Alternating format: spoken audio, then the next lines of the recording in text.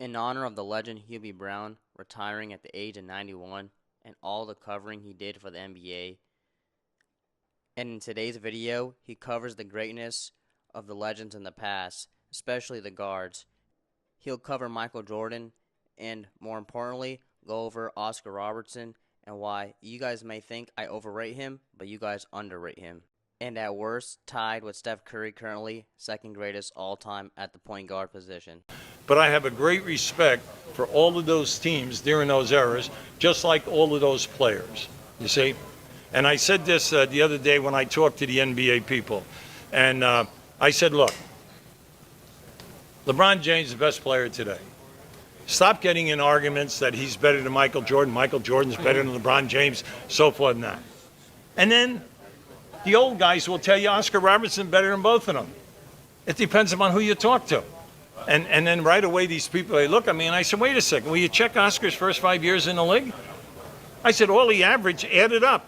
Yeah, they gave him a triple-double for 1 year because they would not round off the 9.6, 7, and 8. Just look it up into another 10. Oscar Robertson, when you add it all up, for 5 years averaged 30, 10, and 10 overall. So who's to say Oscar Robertson couldn't get 30 today? And I'll tell you why, and this is what I said to them.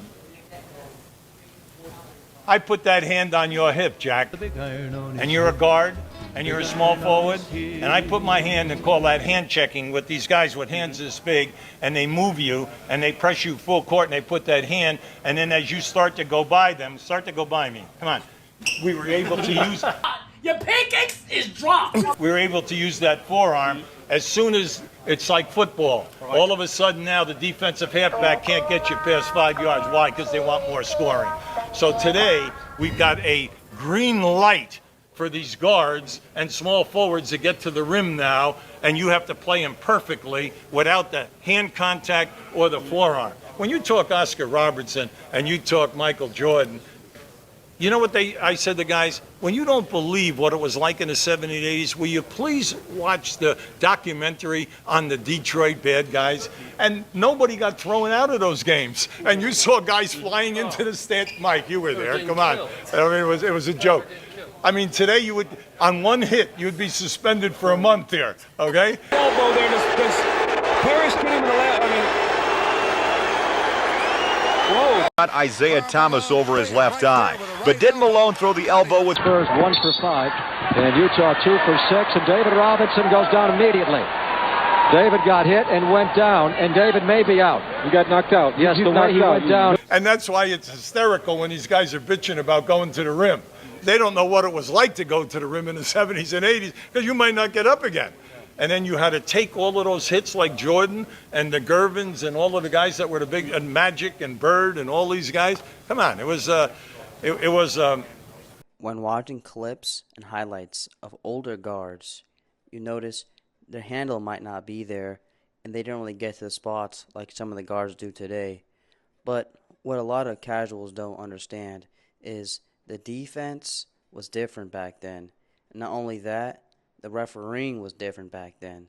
So the things that players do today a lot of the times are travels. When you watch 90s and 80s games, there's a reason the game gets stopped a lot of the times.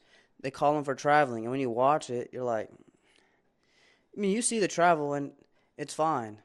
When you just compare it to players nowadays, it's definitely interesting because one era they're stopping for everything, and this era they're stopping for nothing.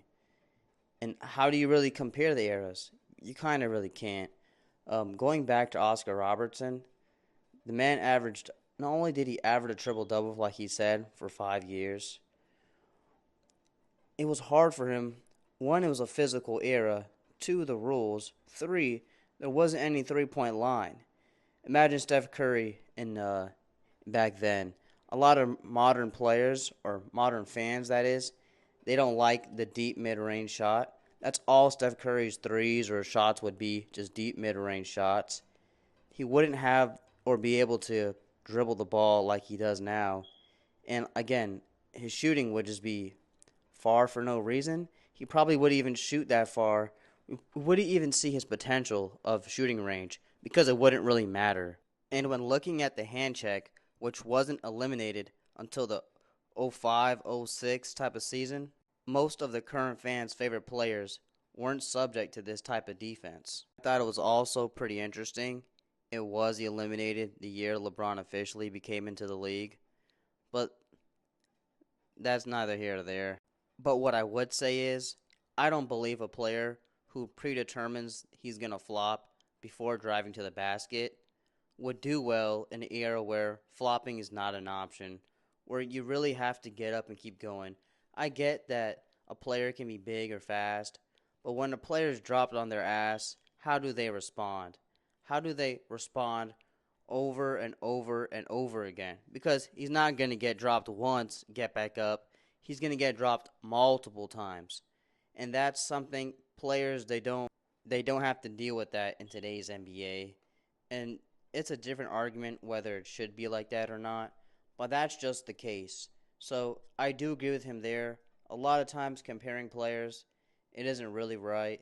You can kind of say this guy was as dominant as this guy, especially when it comes to paying homage. And the question will remain, who was the greatest player of all time? Who was or who is the player you would want on your team? Who would you want to start a player with? Who do you want taking the last shot, etc.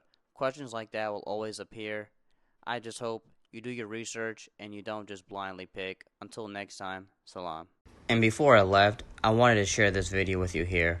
A lot of people have seen this, but a lot of people don't understand the implications or refuse to understand the implications of what Adam Silver, also known as Vince McMahon of the NBA, is saying here. And I'm not saying the NBA is 100% rigged like the WWE or that there's predetermined winners, but what I am saying is the commissioner, he has a say in how things go, how the game looks.